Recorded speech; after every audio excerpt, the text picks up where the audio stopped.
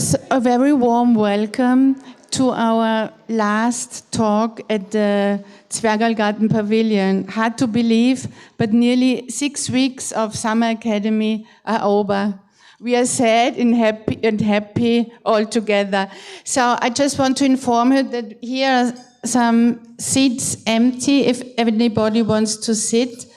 So I'm really very happy and delighted about this talk we are doing right now. So I'm just going to introduce you, and you will do the rest, as you said. So we have from Vienna, Lilli Hollein. Very nice that you came just for the evening. We are delighted.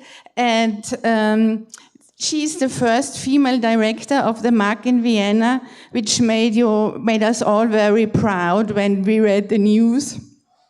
And Matylda Krzykowski, who does a course at the Summer Academy, strategic improvisation, which is really very interesting. Every time I open the window, there is something blue outside in the garden.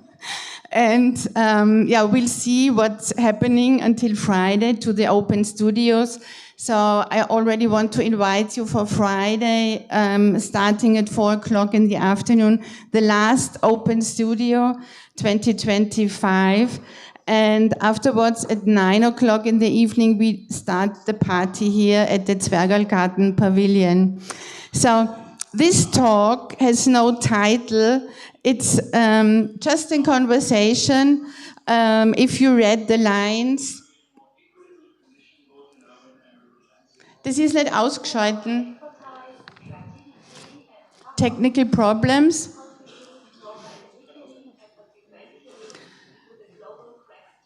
So, I think now it's really switched off.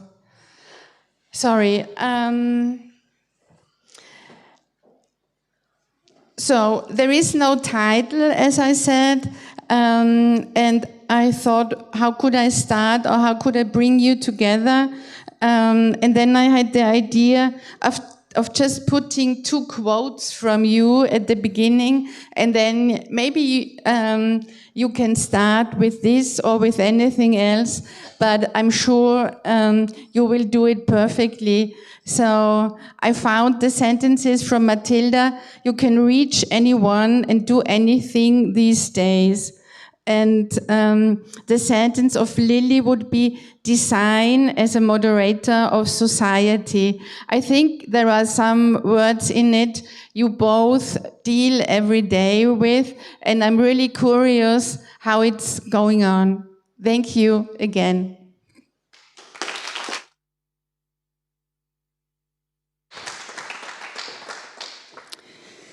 Well, Lilli, it's on us now. It's actually it's quite awkward because I think I never spoke to you in English, but we will give it a try, right? Sure. I mean, we've known each other for quite a long time. Yeah, but we always speak German. Yeah. We always speak German with each other. Okay, we'll continue in English, and I think we'll make it. Okay. Welcome, everyone. I have a delight pleasure to not only host a workshop at the Summer Academy, but when Martina Berger-Klinger called me and she said, we actually have a slot free and we would like you to program it, what do you want to do? And she suggested maybe you want to talk somehow in a context about your work. And then I suddenly thought, there's one person that determined my work when I was actually just graduated from design school, art school in the Netherlands, and it was Lilli Hollein. And then I thought, after being for two and a half years in Austria, in Hollein actually, outside of Salzburg, I've never made it to Vienna. So will I be able to bring the director of the MAK, of the Museum für Angewandte Kunst, from Vienna to Salzburg to have a chat with me? So here we are, and I would love for you to give you a big applause for Lilli traveling down to Salzburg.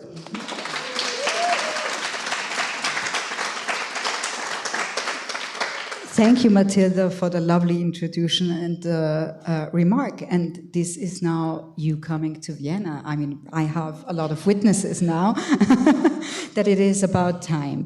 And no, I'm very happy to reunite on this stage and in an artist talk introduce you and your work. And when our paths crossed first, that's like 18 years ago, when I was co-director of Festival Vienna Design Week, and we invited Matylda for a project that we'll talk later on. But when how I spotted Matylda at that time as a really young student is that in social media that days, I suppose it was Facebook or something like that, she was someone who caught my eye for publishing, discussing, being very active in a design field, but not primarily designing products. And this is something that I personally have been interested in for a long time, and that at the same time, something that we really wanted to showcase at the festival. And when I looked through your biography today in preparation of this talk, it became very obvious to me that we have more things in common than loving blue dresses, and that the viewpoint on design or how we use design is very similar. So Matylda was trained as a designer, and at the moment we met, she was just about to turn from a designer to someone who leads an institution, gets together networks of designers. That was the beginning of Depot Basel, a space that Matylda created, and a space for creators. And then throughout your career until today, there was a lot of teaching at the Design Academy in Eindhoven, at the days where Eindhoven was the place where design happened. Basel, until today. You taught in the US for a year, so a couple of workshops, maybe similar to this one, publishing widely. And then, of course, curating. And something that I really love is the quote, "When I curate, I design." This is something that I totally understand and feel. Curating is a super creative process, and the way you do it shows something else which is so significant for your work, the dealing with space.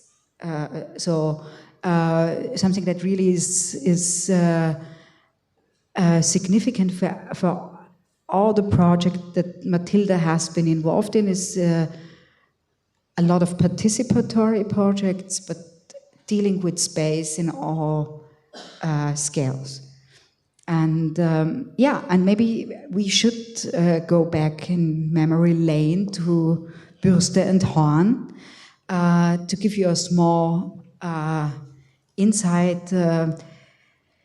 When we founded Vienna Design Week 19 years ago, that was Tulga Bayerle, Thomas Geisler, and me. We founded a design festival in Vienna where design at that moment, and maybe also today, was not so present, and there was no space for discussions, exhibitions, discourse. So that was one aim of the festival, to stage that. And then we found that there's Okay, so I'm the blonde one. Thomas Geisler is now the director in Dresden, and Tulga is the director of the Museum für Kunst und Gestaltung in Hamburg. So the three Neigungsgruppe people are now. Is there actually a translation to Neigungsgruppe in English? No. Thank God there is not. So we were young, so not only Neigungsgruppe was kind of a special title, the other special title was one format, and this is where Matylda was involved. It was called Passionswege. And the whole thing about Passionswege was we really tried to attract an international design crowd and also audience to the festival, involve them in projects. And something that we found very special about Vienna is the richness in craft. So there is, at least 20 years ago, there was an enormous amount of really exotic craftspeople with an enormous knowledge. And that gave us the possibility in the course of a little less than a year to invite young designers to create something with these craftspeople that we could present during the festival.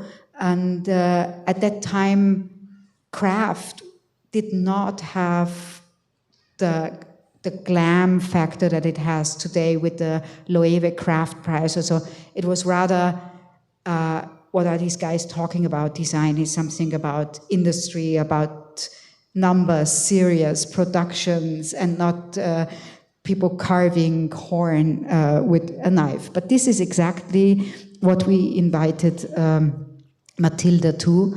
It was the last guy who produced brushes and the very young guy who took over from his granddad. But now this is your project and this is your stage. Thank you, Lilli, so much. Actually, while you were talking, I even remember that moment. I think it was 2011 or 2010, and I was young. I didn't even know where to place my career or my practice. And suddenly I get this email from Tulga and Lilli and Thomas, and suddenly, you know, someone books a train ticket for you, night jet from Aachen, because I was studying in the Netherlands, so I had to take a train from Aachen to Vienna, and I arrived in this beautiful Vienna in my first time in my life. And then I had meetings, I had press meetings, I had meetings with a craftsman, you know, and people wanted to talk to me, and I had somehow a relevance. And I think it's extremely meaningful for someone really young to be chosen and giving a platform. And I had that. And I was also really lucky because I was actually in the history of Passionswege, and you have to correct me, the only one who worked with two craftsmen, so with Horn and Bürste, at my time. Yeah.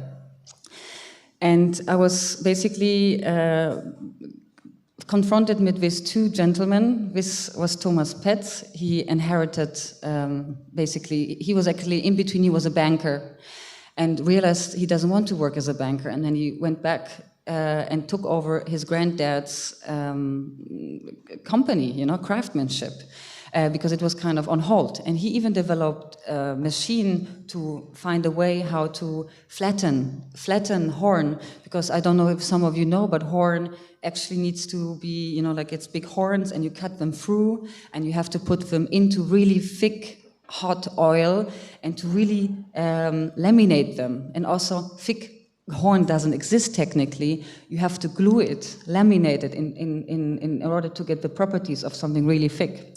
And I get to meet him and learn and understand the practice. And from him, I actually learned that the ends of horn in production, they are thrown away.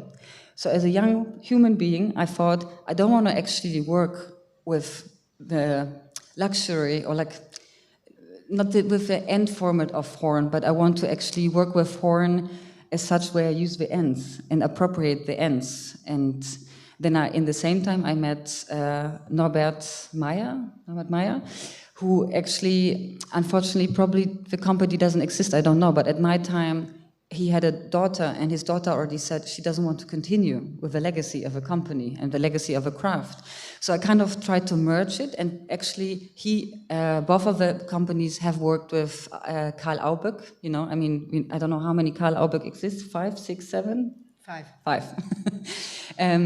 So I picked in this context to make objects that I actually brought, because now, since Lilli actually left Vienna Design Week, there's a new director of the Vienna Design Week, which is called Gabriel Roland.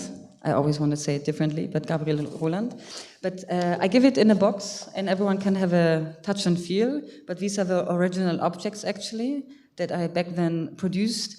But it was, I have to say, very overwhelming, because I not only won the Wallpaper magazine award for Best Object in 2012, so I even got awarded, and I didn't even apply for the award. But magazines these days, they just pick something. If they like something, and suddenly you get an award. And then companies requested to get in production. But I was so not interested in producing object for a market. I was so interested in the stories of things, in practices. I wanted to travel, I wanted to see things. So, Mayon, can you actually pick it up and then people can have a look?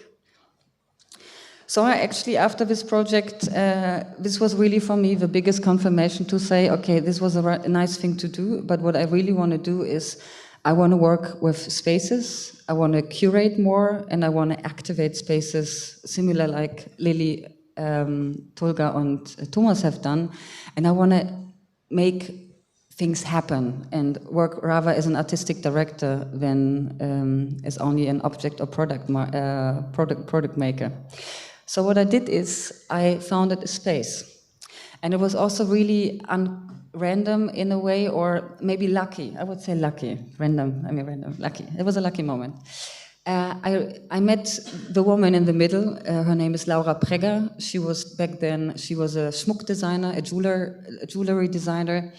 And she was interested in the work that I've done, because one other thing that I forgot to mention, I was running a blog for a really, really long time. So I think when Lilli, you speak about the way how I communicated, it was not even Facebook. Okay. Yeah, okay. I was running a blog that is still online, because my brother bought the blog for my birthday in 2010, and he said he will pay for it until I die. And it's called Matt and Me, because he thought that me and him would have a conversation with each other somehow online. My brother is a venture capitalist. He talks with numbers that he says 8 million, and I'm like, I don't understand what you're talking about. Oh, I had an investment of 7 million. It's two different worlds, you know? So we realized we will be always siblings, but we will never have a platform and share it with each other. So he gifted it to me. And it was called Matt and Me. And I took it and I transformed it into something where me, Matt, and the me is the other person that I encounter. So I started to do what I thought was lacking in the world, creative world that I saw, but I was missing things that kind of were invisible. So as you can see, I portrait people, I wrote about people, I got invitation to travel, and this actually really has impacted also the choice to not only be a creative person that makes, but also a creative person that tells stories. And you must wonder, how do you get access? And I tell this story a lot because developing a format was also always something that I love to do, like a context. I mean, of course, a format is an exhibition. A format is a conversation. A format can also be a performance, you know, or singing a song. But what I did is I decided to make drawn interviews because I needed to have access. So how do I manage to speak to Felix Borichter, who runs a magazine, without knowing him? Or to speak to another designer that you can see, or artist, or whatever, creative? I actually took a piece of paper and I asked them to draw. And the drawing is very simple. I brought a small piece of paper, a pen, and I said, describe yourself in one word, draw your favorite object, and draw yourself. And I started to collect these. And I have a collection of over 140 drawn interviews that I still have. Unfortunately, back then I chose a really, really flimsy paper. And you know, when really thin, flimsy paper doesn't age very well, but they are actually wrapped up in plastic foil in a box, stacked up. I have no idea what I will do with it. But for me, it's really nice because today you have an archive of Instagram where you look back at your professional, I mean, at least I will use it professionally mostly. I look back at things because it's an archive of time.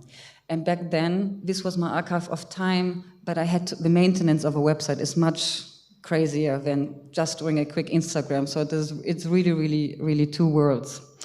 So in this context, I met Laura, who said to me, why don't you come to Basel? We have the Art Basel. We talk very vividly about architecture, but we don't talk so much about design outside of a commercial world that is not industrial design, but can be design that talks about art or architecture, but also about science or philosophy or humanity as such. And I was always interested much more in these kind of nuances. And we were lucky because in German there's a really great term that it's called Zwischennutzung, you know, and it's quite interesting because there's a lot of Zwischennutzungs events also happening in different cities where you temporarily occupy a space and activate it. And we were really lucky because we activated a 750 square meter silo hall for 1 year. And we did it while Design Miami happened in Basel and Art Basel happened. And I can tell you, everyone was in that space because we started really big. And because of the size, people were impressed, you know.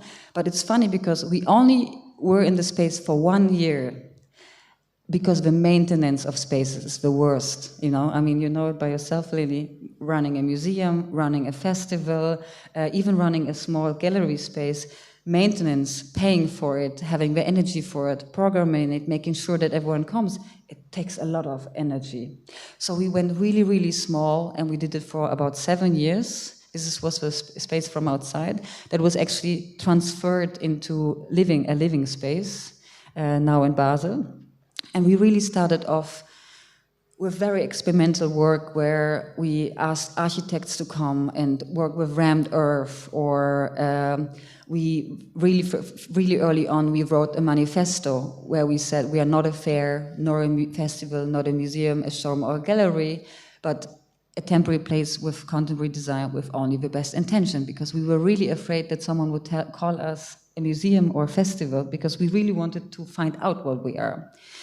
So just to give you a glance, this was when the space, 120 square meters, that we moved to, which was a former bureau de change, so it was a place where money would be changed. But what we really wanted to change is the discourse of things.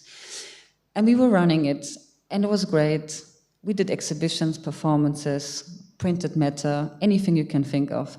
And it was amazing because around that time, I suddenly became the person that was considered to run a museum or be on the level of people in the museum world. Because here you have Justin McGurk from the Design Museum in London, Eric Chen, back then M+ Museum, Hong Kong, who now runs the Zaha Hadid Foundation in London, and Paola Antonelli, architecture and design curator at MoMA.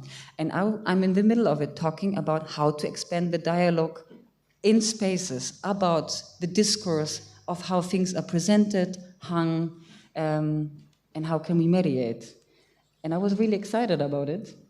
Yeah, but I think something that always qualified you is that you are a great communicator, and that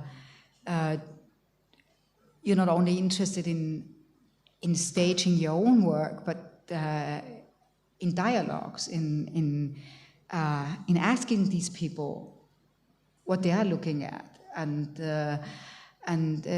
I think this is what also attracted us when we were screening for Passionswege designers. We were not looking for the most talented designers in terms of formal things, but also people who would have the social skills to work with the craftspeople, would have the skills to communicate with the festival audience. And I would like to take the chance to introduce someone here tonight, which is Anna Berlin, who really Get up, Anna. Yeah.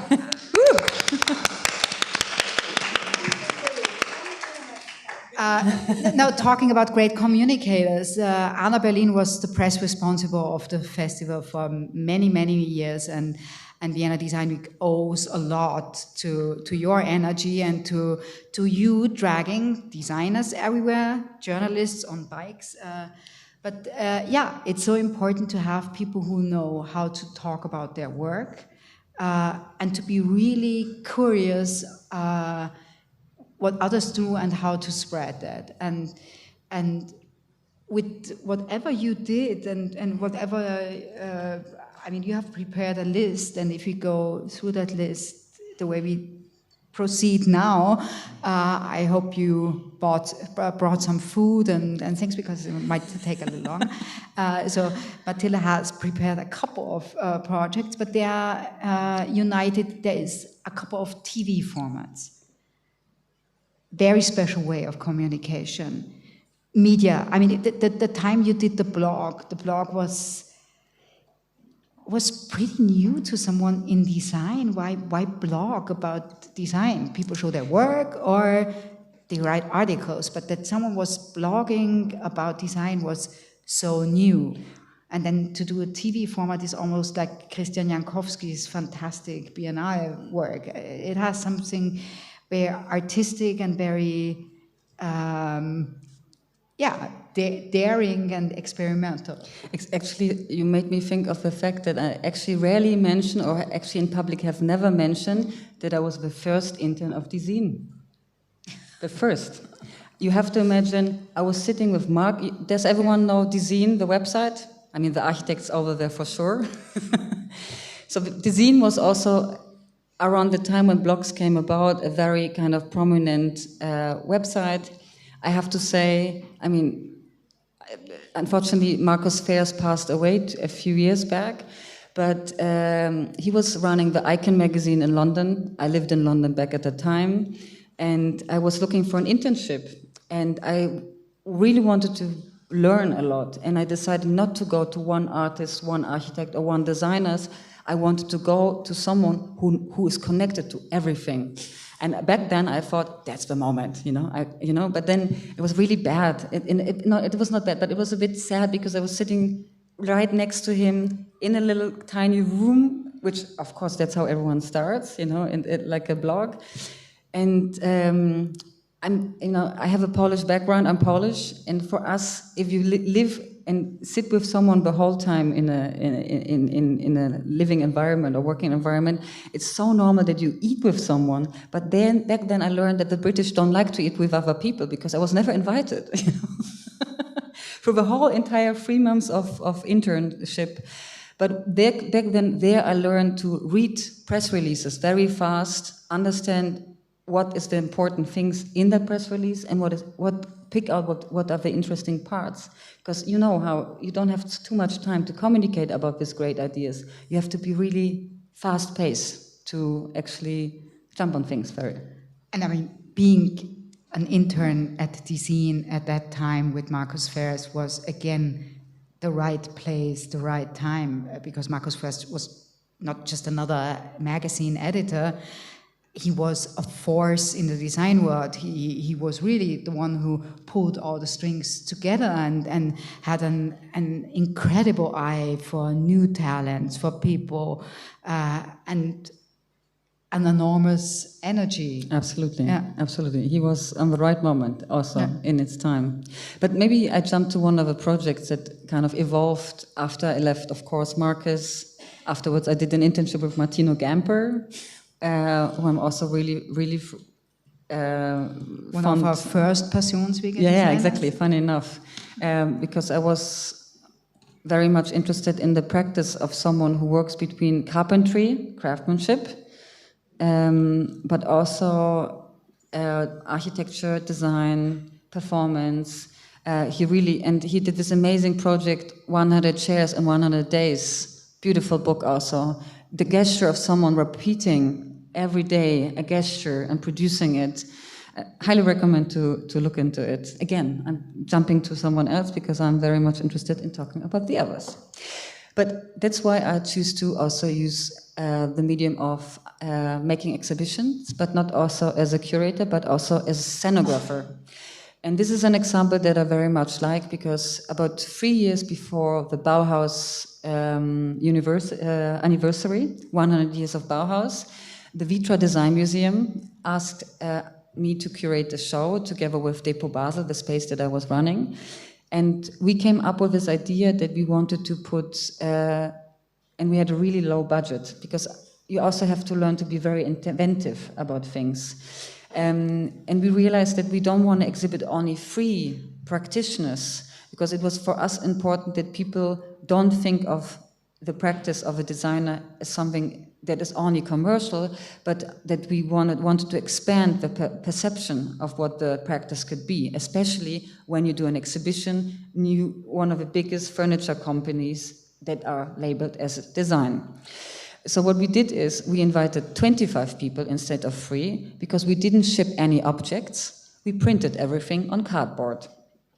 So we depicted videos, because also making a film, a video is a practice of design, because also as an artist, the only thing you do the whole day is you research, you look into things, but you also make design decisions in what you actually do, because what visually is in front of you is an outcome of that. We pointed out that websites are also an outcome of a design process. We did so-called questionnaires where people could look also what these 25 practitioners would answer. And we made a show where actually, and I also remember this discussion about why, and I also don't understand, why are exhibitions always photographed empty? Maybe that's a question for you, Lilli. Because there's usually no people in it. Because exhibition photography comes from architecture photography. That's a very clear answer. And yeah, as much as we all wish our exhibitions to be packed with people, you don't see the artwork, and do the people fit with the artwork, and all these questions. No, it's wonderful. I mean, yeah, this image is wonderful, but the guy with the questionnaires. Okay, we can say it's a difficult image. It's an image. awkward photo. Yeah. It's a bit awkward, but I kind of like awkwardness. But I mean, if he wasn't there, the photo wouldn't work either. Exactly. But I kind of like to put people in here, and this was a scenario where I convinced the Vitra Design Museum to give me the key, and I asked the staff, because we didn't have people around. So these are the security boys. This is the lovely cleaning lady. On the other pictures, you see people that just passed by randomly. But what I actually want to jump in is one of my favorite questions to ask: what are the most common outcomes of your work? And here you can see in 25 practices, you have 76% of concept, 68 product and video, research, text, photography, drawings, exhibitions, and other suggested spatial installations, new participative design processes, interior architecture, unique works. So the sky is the limit. Yeah. I will jump instantly to a few other projects, because I think the video work that you addressed would be nice to show, especially when I actually cleaned up my desktop with you. Because one thing that I've realized after we closed down Depot Basel, after being active for 7 years, because I mean, all these great big projects with people behind it always have an expiry date, you know? It's all depending not only on finances and infrastructure, but also if the group work works. Do you meet with the same expectations over a long period of time? You know, whatever, it doesn't matter if you found a gallery or a writing course or anything. It really, the question is, how long can you maintain it? And we realized very fastly... And maintain the energy, and everyone on the same energy level. And I think you mentioned the term energy a lot in your text biography and so on. And I think this is that's also a factor if you work a lot with groups, with networks, with workshops, participatory work, is there has to be a tire, someone who puts in the energy to create the energy within a group. And I think this is also, That's sometimes my role, I would say so. Totally. But actually, this makes me want to jump into a different direction, which is maybe not the right direction, but I will take that road anyway. Is because when I had no space, I was desperate to have a space. And that's why I will jump back to my desktop in a second. That was not included in the list? It wasn't. It was included. I swear it was included. Okay. The desktop exhibition, because when we close down the space and when you curate or you have access to a space and used to moving things in a space to change the dynamic and the meaning of things, and you suddenly don't have it, I was desperate to have a space. So I looked at my desktop very strongly and I thought, damn, I found the right space because also it doesn't have gravity, which is really great, because one biggest challenge if you do artworks means that whatever you try to put together, it will fall if it isn't connected. But whatever I put on my desktop, look, you can watch me. Where's my cursor? Whatever I put somewhere, it just stays. And it's so amazing. And I can change the scenography in the background whenever I want, very fastly. And it doesn't have any big installation costs in that kind of sense. So I defined a term in 2017, which I call desktop exhibition.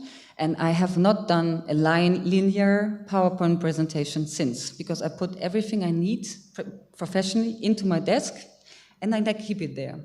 And when I did a lecture about the format, because I do all my mock-ups. Every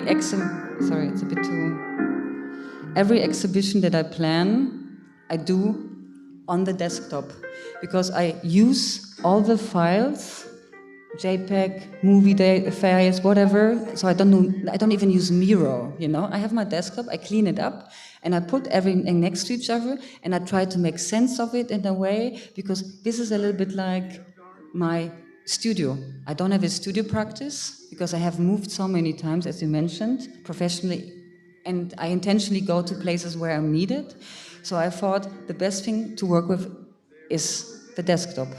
And when I did a lecture about the format once, a really long one, because I did workshops, performances, different formats with it, I heard a really, really nice connection with it, because Marcel Duchamp has this amazing work where he reproduced 80 works of himself that are really big normally into miniature, and it's called La Boîte en Valise, which is a suitcase in a box. And I'm sorry, this is the past before technology was even a topic, but I actually really think we all have a La Boîte en Valise, because each of us has a laptop, and you carry everything you make as a JPEG, as a text file, as a movie file, a picture of your work, an installation picture of your work on your laptop, and you hold it and you put it down, and wherever you go and it's requested or needed, you open your laptop and you do a presentation to present the internal world of your practice. And that's why I call it... And just like the artist book, it opens up a space. It opens up a space. Yeah. And this is my workspace. A cupboard on the left and a cupboard on the right. And now I will jump to the video work.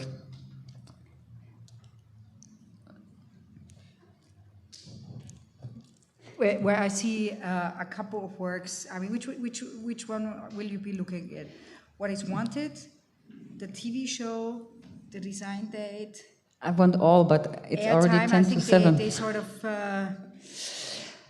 they group very well. Maybe I show one after the other, without a comment.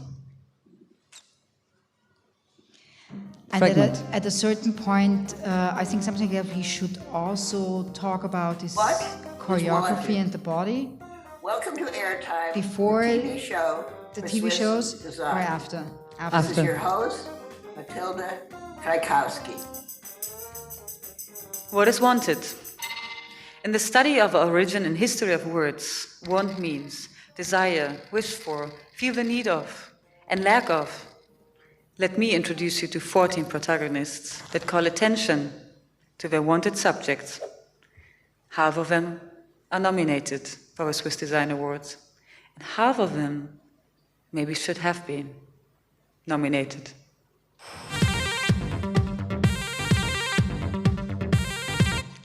I jumped over instantly because it's a half an hour movie, but I think it's important to understand the length of it and the finale. Wait. What year was that? It was 2000, it was during the pandemic, it was 2020. The Swiss embassy in New York contacted me, they wanted an online exhibition. And I don't like online exhibition because I don't think it makes sense that you walk as a person through the internet and you look in front of a wall that is a reflection of the digital world into a physical world into the digital world. So I said I make a TV show out of that budget, and that's what basically happened. But I show you just quickly the answer. You will. Bobby, I have one last question for you. I mean, I have so many questions for you, but today I have a last question for you. What is wanted, do you think? What is wanted? From all these designs? She's 92, by the way. Headings? How? No. Why? I would say why.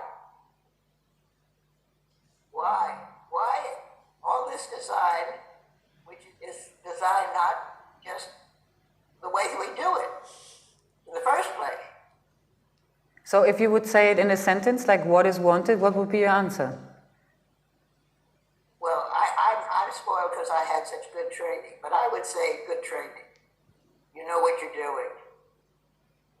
It just takes time and training and eyes, and you have to learn how to see.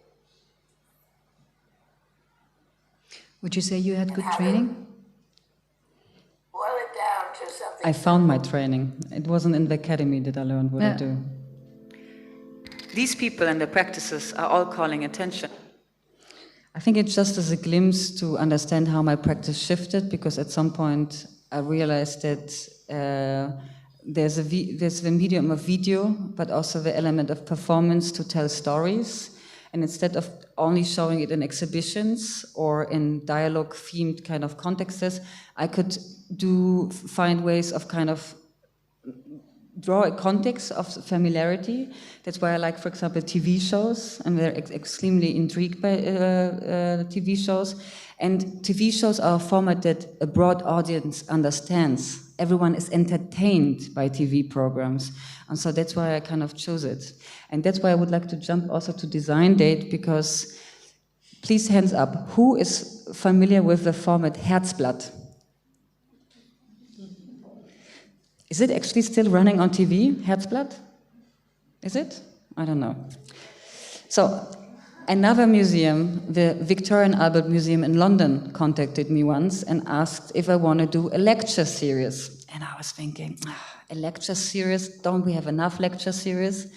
But I remember as an emigrant child moving from Poland to Germany, one thing we did as a family every Friday evening was sitting in front of the TV and watching Herzblatt. And I found it so crazy that there would be three strangers, a wall in between, and someone asks questions, and that's how you meet people, you know? But I always tried to twist formats. So of course it was not about finding a romantic partner, but it was about finding a partner you want to work with. How do you, and to be honest, each of us, when you work professionally, you flirt, you get a bit sassy, you know, when you want something, you know, and it's a little bit what you do a little bit. So why don't we package it and make a design that out of it? It's not the entire video, but it's like a commercial video that we produced that we've done so many times, but not only in design, but also in art contexts. Also once in Soho House in Istanbul with a bunch of tech guys. So as I said, it's nice to have a format and reproduce it and try to activate it in different circumstances. But I show it to you.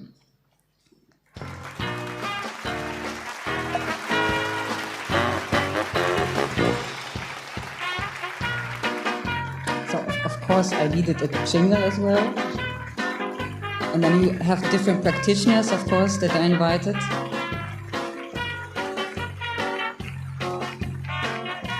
Food designers, curators, artists, solar designers.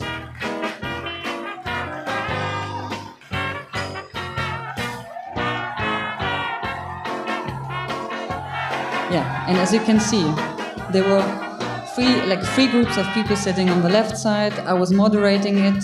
Jana Scholze was doing an exhibition about luxury at the Vienna V&A in London.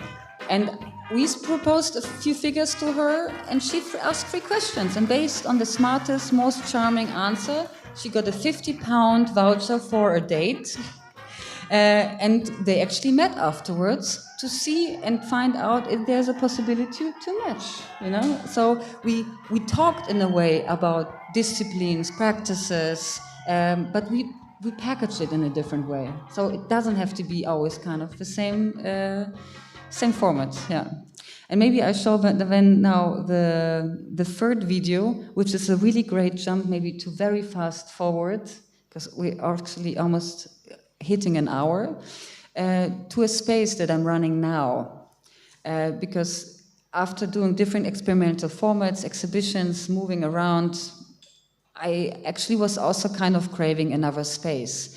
And the new director of the art and design school in Basel, Claudia Perren, she called me and she was desperate because there's a 400 square meter space, a former foyer. And you know, today schools are not built as schools. They're built as offices, because what they want is that you come with your little La Boîte en Valise, you know, like with your little MacBook, you drop your work, but they want you to leave again instantly, because schools are not as radical and playful and full of material and opportunities and mass as we know it in the past. Everything becomes more and more corporate. So I run this space called Civic. We completely transformed it. We made the floor blue. It's fun. We put a kiosk inside, and we activated it in a way where students, employees, but also the public can make use of a space. And this is one of the hardest things to do, not only to make an exhibition and program it, but how can you make people think that this is also their space? And that's what we did with Civic. But in order to communicate what Civic is about, and as you know, I love the medium of video, we made a video. And that's how it looks like.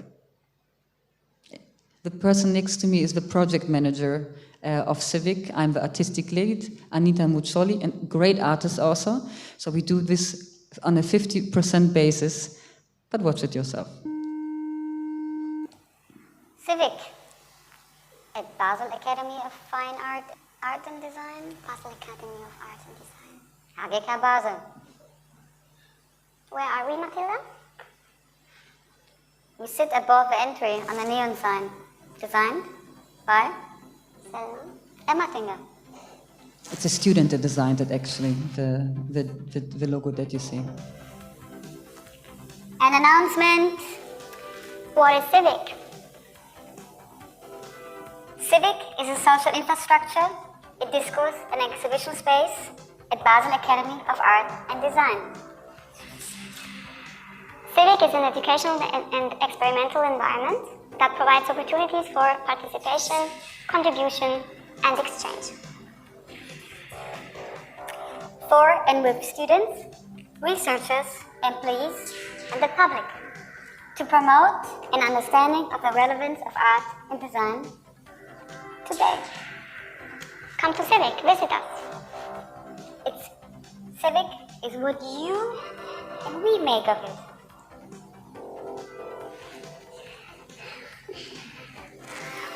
The first thing people wanted from Civic is more plants at HGK.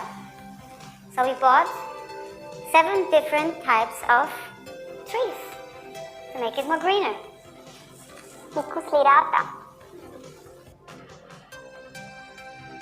Hi, hello.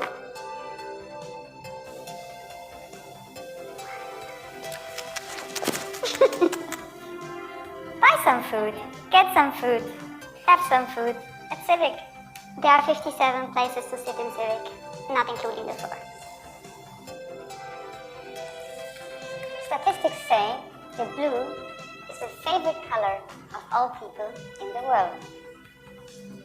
That's why we decided to transform Civic into a swimming pool with 200 liters of paint. comfort and domestication is so important, also in institutions. The green carpets were designed by Hannah and Sargini.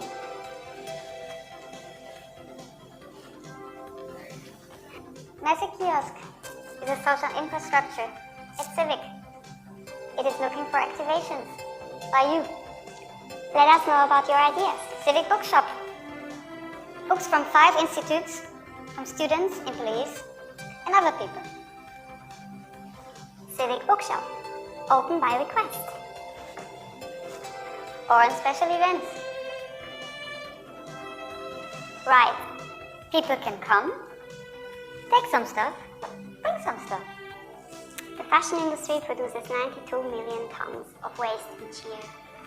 We have a bit of space for some of that. 92 million tons of waste.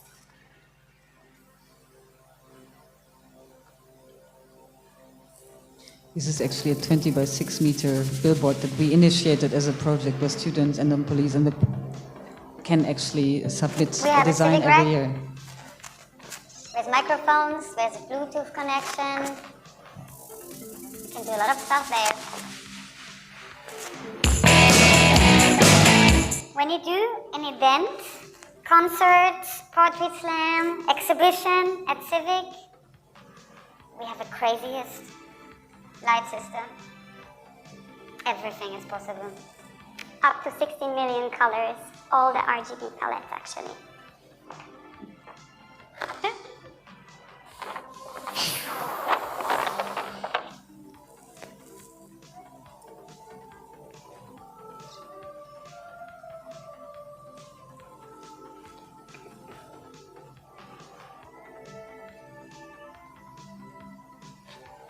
Anita, what a wonderful world.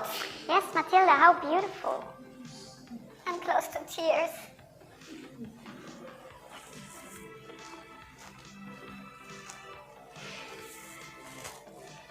Where are we walking now? Towards the green screen. Towards the future.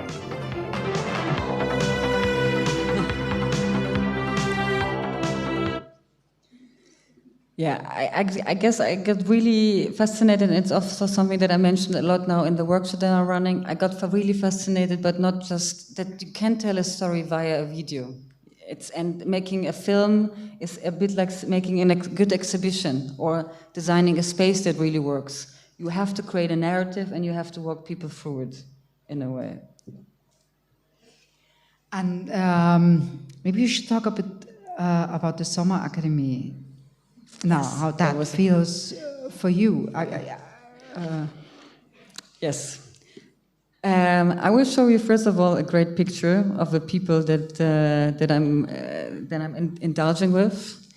I mean, back to what you said earlier it's about energy. You know, I mean, of course you have these different ways of running a workshop. But for me, it was clear that the so-called strategische Improvisation. Amongst my little group, cities are entangled people. They came not of the walls. Roots of the plants imprinted on each other. Me becomes we. Yesterday, I was a tourist. Who are we today? I feel like wanting to be a bad one sometimes. Maybe I am. Are you a good tourist? Are you a good one? Are you a good one? Looking up, around, anywhere but me. Or them? Some of them are nice. Even interested in the real. Well, what do you want? What do you want? What do you want? What do you want? What do you want? What do you want? What do you want? What do you want? What do you want? What do you want? What do you want?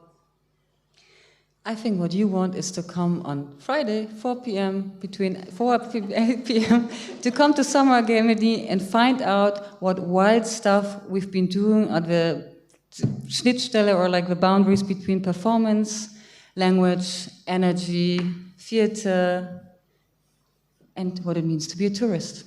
So applause for the group.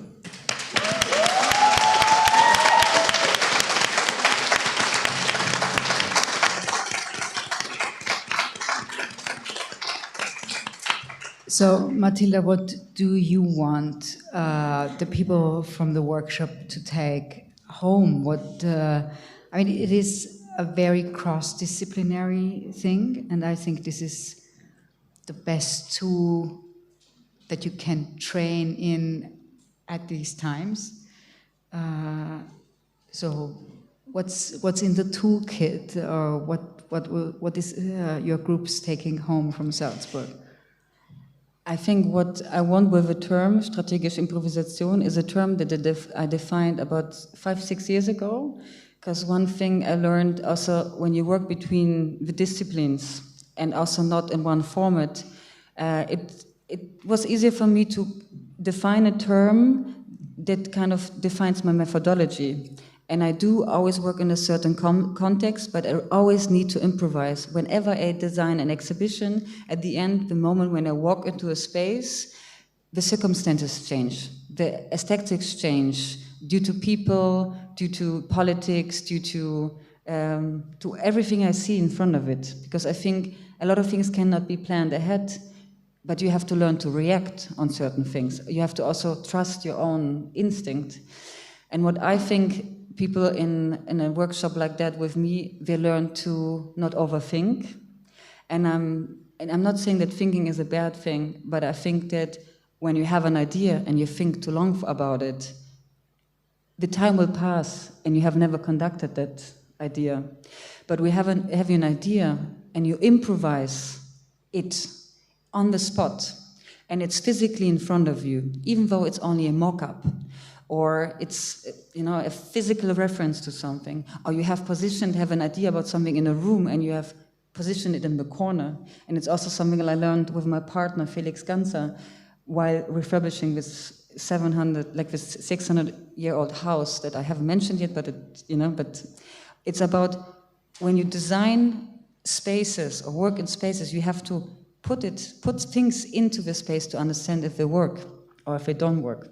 And I think what the takeaway for the participants would be that they've overcome a fear of trying, and they have overcome also a fear of, their own practice, to continue with it, to test it, and to continue with it. But maybe one of you want to actually answer that. Yeah, you wanna comment on it? Come.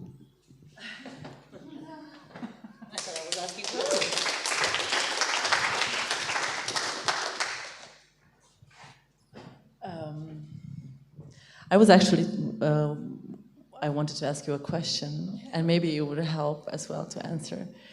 It's like, and maybe all of you as well, can you describe what drives you the most, or what inspires you the most? What aspect of your practice drives you the most? The people? I mean, I think I've never been to an exhibition and I've seen an object and I fell purely in love with it by seeing something, a painting, a model of architectural model, costume. But the moment when I enter someone's brain, and understand someone's past, and I've actually encountered the person, a world evolves and opens up. And I think that's the biggest fascination, to work with people. Yeah. It has been amazing being here in Salzburg for the last week, and I want to take this time to thank all of you who are participating, for trusting us, for sharing your fears, and for connecting to each other and to us as well, and for showing us so much of you and your practice. And I feel tired, I feel emotional. Exhausted. It's exhausting because we hold the space, but we hold the space together. So that's what makes it special. So, yeah. And we can create so much because of it as a group. So I think that's what we learned the last few days, last week. Totally. Thank you. Yeah. And it's so great to be up at the Festung. I just thought I attended Salzburg Summer Academy in 1991. And what we did is designing refugee shelters. So not much changed. Who was running the workshop back then? Paulo Piva. Ah, he was running the industrial design department at Angewandte. Yeah, that's I did that in the summer when I graduated from school, and then I started to study at the Angewandte later on. Okay, based on that. More or less, yeah. Okay. Yeah, very funny with the artist Markus Schinwald, who is now redoing our Vienna 1900 collections. We sat together in the Summer Academy course. But yeah, great experiences up there. And the only thing that I find fascinating is that you're up there on a castle, and we worked outside a lot, as Martina Berger-Klinger mentioned in the beginning. And the amount of tourists, I don't know, what is the number? 5,000, 10,000, they're running past you. But it's interesting because whatever we do outside, they are entirely engaged. You know, someone paints outside, they want to paint with us. We perform outside.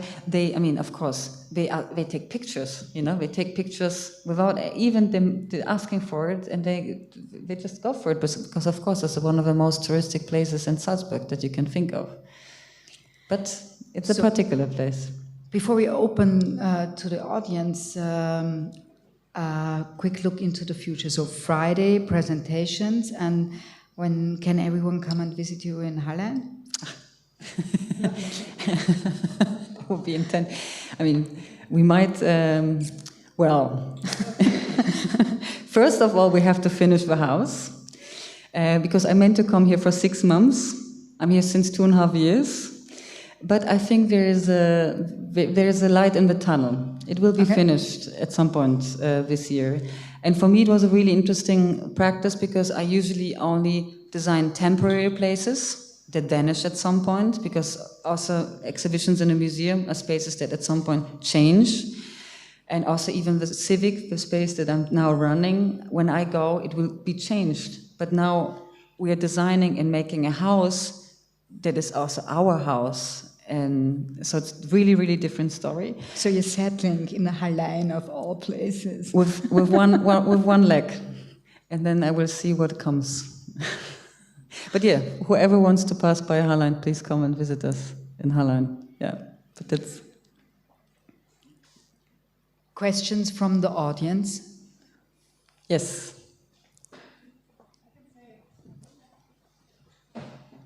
Why the color blue? It's not a really big story. It's like, you know, when you get older and you suddenly you start to become someone who you probably think you're doing things because there's a lot of impact from outside. And around me, everyone in the architecture design world started to wear black. And I looked at the pictures of myself as a child, and the color that I would always choose was blue. And I wondered, why do we suddenly become someone else? And we are not still the person that you become when you're a child and you define your character. And then I intentionally started to choose blue. And it's interesting because now, for example, when I play a board game, everyone moves the little figure in blue automatically to me. When I design a space, people already assume that they have to get paint that is blue, or the circumstance have to be blue. When I turned 40, everyone came in blue. When I saw Lilli and Anna at Bazaar, they were sitting there in blue. So I think it's sometimes about just making choices, and then your practice becomes just more easier because you have to make less choices. And that's basically the story. Yeah. Less choices, more effect. Congratulations on your oeuvre, on obviously a great workshop at the Summer Academy. And there's another question. Okay. Do you edit your own videos? I don't. One thing that I've also really learned early in the beginnings, because at some point in your life you think you want to do everything yourself. Don't. Really don't. There's so many amazing, wonderfully talented person, and I've learned to collaborate with people and usually trust someone else to edit something. You know, it's the same like you do art, you're doing artwork, and it's so nice if someone else looks through his her their lens at it. And I think it's good to collaborate in that context. But because I see Madeleine, tomorrow on Friday you also have a last chance until Friday to visit Crawling Home, an amazing art off space that is on Imbergstraße 51. So please go. The whole group visited them on Friday, and it's really worth that. There's more people that make places.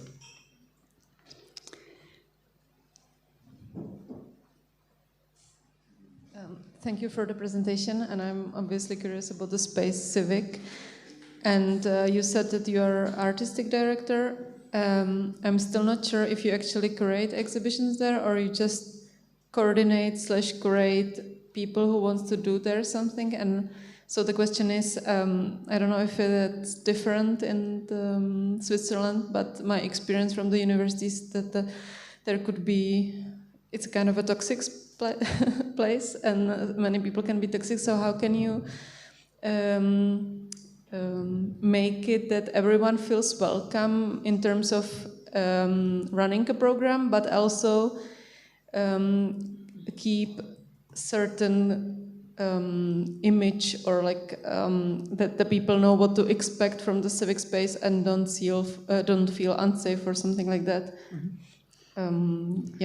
Or whether you had to deal with like uncomfortable situations that one group wanted to invite someone and the other one protested again. It's not so. I mean, there's a lot of questions behind your answers between your question. First of all, it's a very particular space because I have, structurally, just to make you understand how it works. Civic is allocated in the communications department of a school, because of course, where do we take the budget from? You know, so it's the actual official budget of a school taken from the communications department. And I, together with my project lead, I can decide how we kind of deal with the budget over the year. So it's similar like to a museum budget where you have an exhibition and you deal with it, or you run a whole space and you deal with it. When I was asked to do this space, run this space, I said from the beginning, putting a space like that into a school is like putting an UFO into a school. And I cannot be an artistic director there where I come and I say, we do this, that, and that. I have to bring the people in. So what I did, again, I had a format, something that we also did on the first day of your course. We did a quiz. So I I don't know what happened. So we did a quiz. So what I did is, it was during the pandemic times, we put 6 tables in the middle of a room, and I asked 10 questions. How should the space look like? What does it need? How does it need to feel? What kind of formats do we want to see there? Who we do want to collaborate with, and so on. 10 questions. And we playful answered it. And you saw the first logo that's in the beginning of the video. We asked the graphic designer to make stencils. You can see the stencils over there. So one question was, how should the logo look like? And people on the spot drew a lot of logos. So we don't have one logo, we have 72 that we change all the time, regularly. They look in aesthetic very similar, so once you get used to it, you understand that there are multiple kind of identities. And we took it from there, so all the plans that we changed the color, that I put a kiosk in there, it's not my brain idea. I just planted the questions, I got the answers, and I tried to kind of coordinate over the period that things like that happen and it grows. And we have internally in the school, we have an event team that takes care of events in the spaces. So I don't have to stand next to every event, but I try to facilitate and come up with different kind of extending formats. So for example, the billboard is something where I said, if we really want to build a bridge between what happens in the school and the public, we need to have something outside. And that's how we came up with a billboard, where now every year there's a big question. So, for example, the question I asked this year is how to open to the public, and last year it was how to fool the future, you know. So the topics really are different, and then we also invite the jury, and we kind of open it up. So I don't curate. I'm a little bit like a seismograph. How do you say seismograph in English? Seismograph, where I have to kind of feel the tension and understand the school, their needs, but also the needs of the students, but also the employees, but also former students. And we try to program it in the way to make a more social space at the academy. And I think we actually started to work on a book that is actually called Civicizing Institutions, what civicizing could do for you. Because it's really about opening up in a way, but it's not a book about civic as such. We are really asking worldwide people to contribute in text, in formats, in gestures, because it should be like a manual, something that could be served as a blueprint or manual for other entities. Yeah. Did I answer your question? Okay. I have a question for you. What is your weak point? I mean, weak, yes. In all your career, can you identify a crisis and how you overcome it? You can also answer with a really short, effective sentence, as you want. How did I overcome a crisis in my practice? I try to keep it short. I thought I will have a burnout. I went for 6 weeks to a work trade residency to Andrea Zitel. I Google her for you. Andrea Zitel works between art, architecture, and design. And I came back, and I didn't have a burnout. Should I elaborate? I was overwhelmed by work, and it was before the pandemic. And Andrea Zitel, it's highly recommended to everyone who is in this room. She offers a work trade residency where you work three days a week for her. I worked with ceramics. I made her A to Z containers, which are balls that she designs, because her whole theme is about how do you want to live. So she designs her living structures, she designs her environments, her clothing, the vessels she eats from. And after being there for 4 weeks, the pandemic hit. So I even stayed longer, I think 6-7 weeks. And working with hands and working in the same methodology for a long period of time rewired my brain so much that I remember I called my mom at some point and I said, "Mom, I invented a breakfast." And I said, "My mom said, what did you invent?" "Yeah, I took a carrot and an apple and grated it. And this is a perfect breakfast." And she told me, "This is something I was fed as a child when we lived in Poland, but I forgot about it." And I can tell you, leaving everything behind sometimes and being in a very secluded place and just doing very little things repetitively rewires your brain in a way where it cleans you. And that's how I actually overcome that crisis. Yeah. Thanks. I think we're really running late, no? And I have to catch my train. And you have to catch the train. I just want to say, Lilli, thanks so much for coming down here, for reconnecting. I'm extremely curious how all your work will evolve at the museum. I will definitely come and visit Vienna and visit you in Vienna. And I'm looking forward to see you again. And thanks for, of course, to walking me through this oeuvre, as you said. And it was not a lot of hard work, I must say.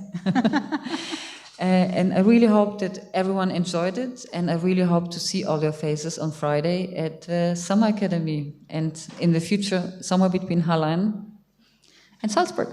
Thank you very much.